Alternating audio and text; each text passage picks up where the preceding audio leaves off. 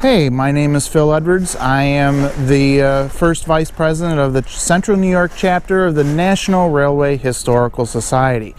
I'm here at the State Fairgrounds in Syracuse, New York. We are about to put a very large tarp on this historic caboose behind me.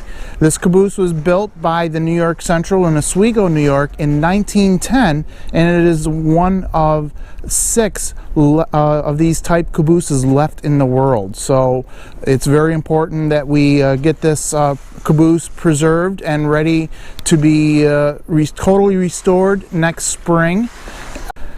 This caboose has deteriorated virtually from the inside out.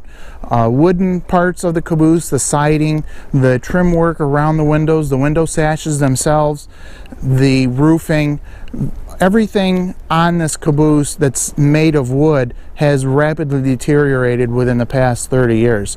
The structural part of this caboose has deteriorated so much that we have been unable to allow the public inside the caboose for safety concerns. This particular caboose was saved by one of our chapter members in the 1980s and was restored beautifully at the time. However, the next 30 years has caused more deterioration than even we can possibly handle to restore cosmetically. So we are looking at totally restoring it from the frame up.